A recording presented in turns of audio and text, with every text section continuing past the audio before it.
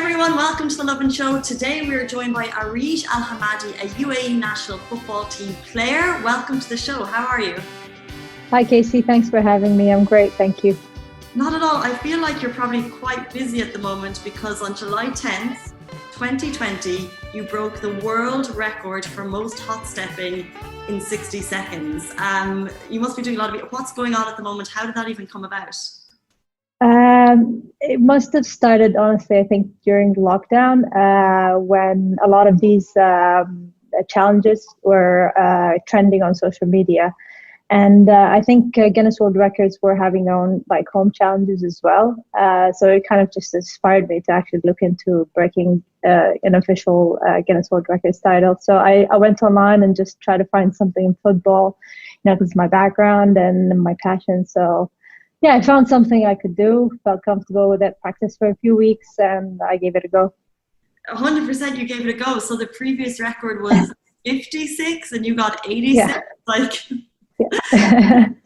only did you give it a go, you absolutely smashed it. It's a fairly simple trick, I think. It's just a matter of fitness. It's more about fitness rather than... It's not a very tricky move. But yeah, I mean... I disagree. So when I first saw it, I thought hot stepping was keepy uppies, but it's not. It's you're tapping it down. And actually, we tried it yesterday with a flat football, but still couldn't get two. It's if you're skilled, it's easy, and if you made it look easy. But actually, I think it's quite difficult.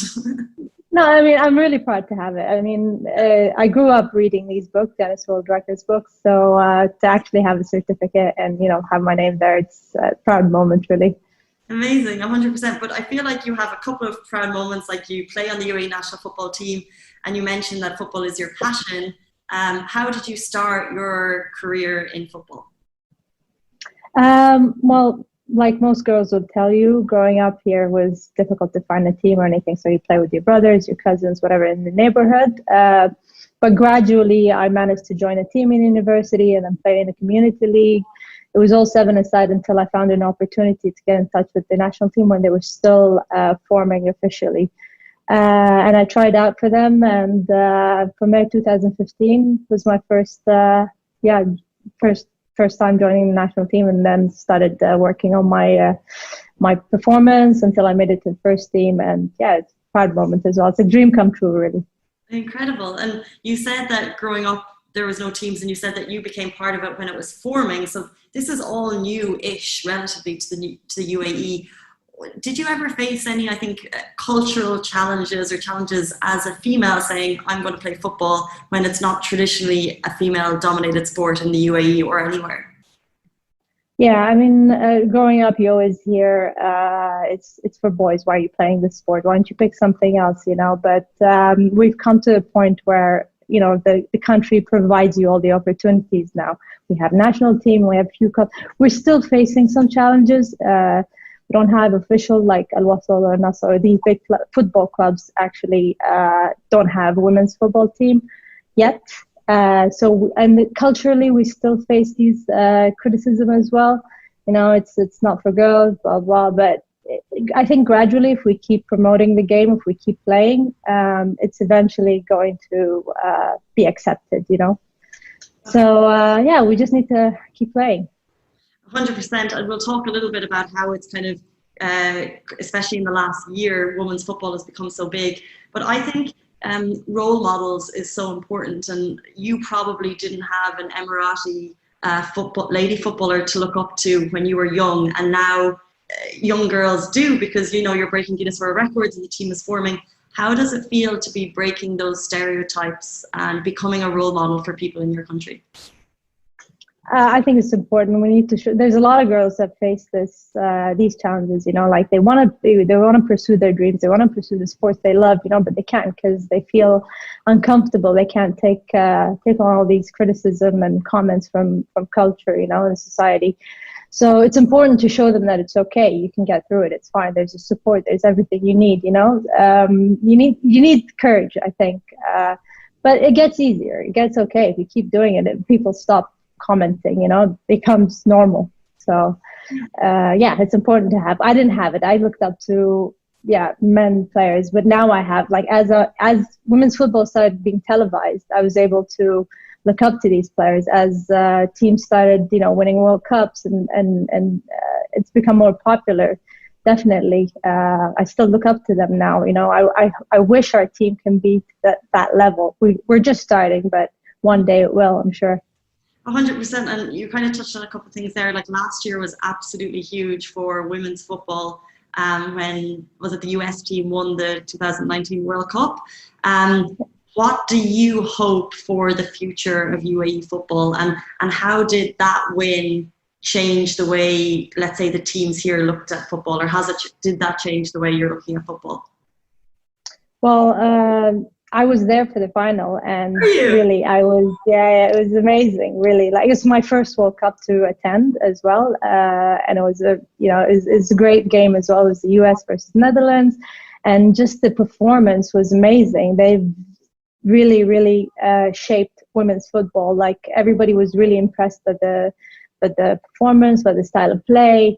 It's progressed so much within like 4 years. Just last World Cup was different. You don't see the same style of passing football, shooting, crossing. There's everything. They're very creative football, so I loved it, and it's something to look up to. And I think we're in the right path. We're starting from the youngsters, and we're looking to just develop the game in the country by now Benias, I think, and Alain have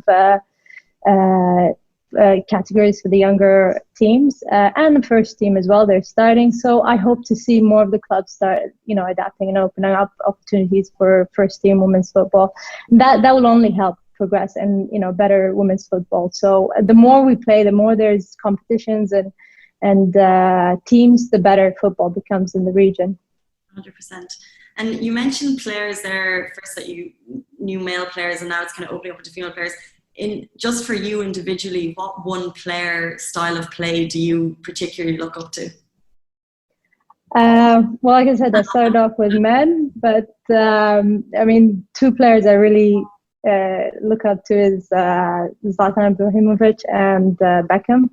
Zlatan, because he's honest, completely honest, went against the stereotypes, or the he didn't go by the rules, he was very honest about he was himself. And Beckham was just a mature, professional, true captain to his country and national team and the clubs he's played for, and he kind of lived a fairy tale of football life, won so many competitions, captain of his national team. So those two. But for women, there are two players like Mia Hamm and Marta. They're iconic players in women's football. They've shaped women's football as well. So it's something to look up to, really. And just talking about you a little bit, because I know you've travelled obviously with the sport.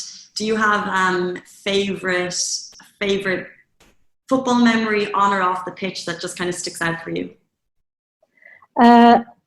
For sure, two moments is when you score or when your team scores for the national team. It's such an amazing feeling. 100%. And national anthem, when you just come out of when you line up and you start singing national anthem, you get butterflies. I can't explain the feeling. You get so excited and hyped up. So yeah, those two. Well, that's those so two moments are my favorite.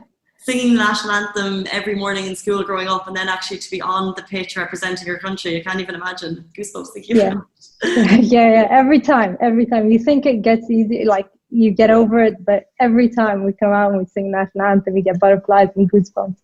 Amazing. But you're not a full-time football player, right? So you kind of balance work life, football life. What are you doing? How do you even manage that? How are you getting to professional level at the same time as holding down a job? Yeah, it completely changed when I joined the national team. Obviously, in 707, when it's time for fun, it was twice a week. It was easy after work. It's like going to the gym. Joining the national team was a bit more, almost full-time as well, evening full-time job. I had to sacrifice a few things, obviously, seeing my friends, family, going out. But it's your passion, so it's easy to actually just do. And it took a little bit of time to just adapt and get used to it, and then it just becomes your lifestyle, really. It's basically you go to work, you come back from work, rest a little bit, get dressed, go to training, and then come back, dinner, sleep, and repeat. So it's easy. It's if you like it, if you enjoy it, you can do it. 100% you do when you have the passion.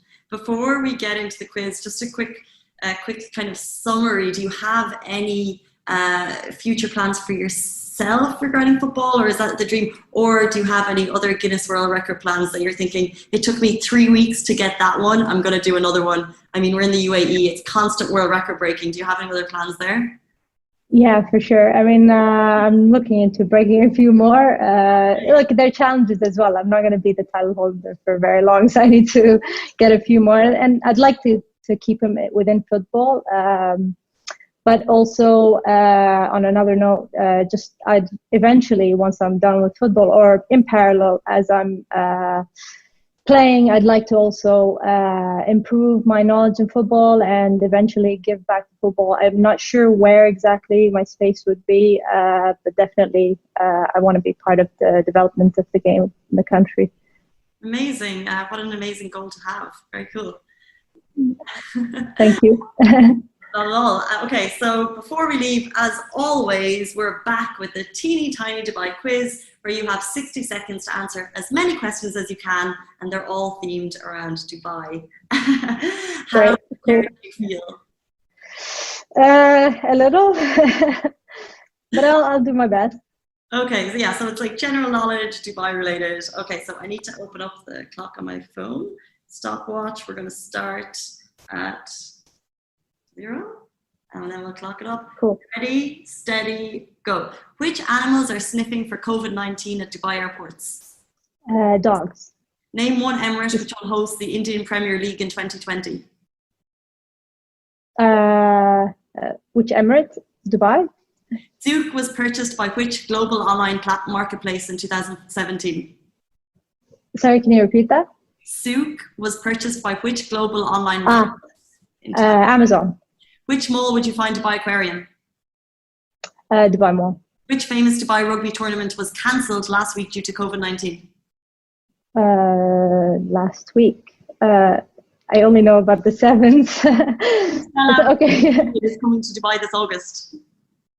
Sorry, again? Which sellout British comedian is coming to Dubai this August? Carr? Was it? Jimmy Carr? Yeah. Which country holds the largest border with Saudi? Oh, I didn't actually hear that. Well, 2 minutes. Okay. How did I do? You did. What's the record? You got it correct. You broke the record for Guinness World for Lovin Dubai quizzes. You actually yes. Someone got 7, and you repeated the answer. So you got 7, but then we cut off. So you're actually tied. Amazing. Can I ask you the last 2 to see if you would have gotten? Yeah, sure. What is the short name for Dubai's electric and water supply? Diwa. In which emirate is the UAE's tallest mountain? No, Jabal Ali. I mean, it has to be Dubai, right? Which emirate is I don't know. It's tallest mountain? Tallest mountain. That's right. Ras Al Khaimah. Yes. So timing was not on your side, but if it was, you would have had 9 out of 10. Congratulations, you did amazing. Thank you. Yeah, I didn't expect that. Thank you. Dogs at the airport, which emirate? There's actually 3, so Dubai, Abu Dhabi, and Sharjah. Zouk was purchased by Amazon. Dubai Mall, Dubai Aquarium. Rugby Sevens was cancelled. The comedian was Jimmy Carr, you nailed that.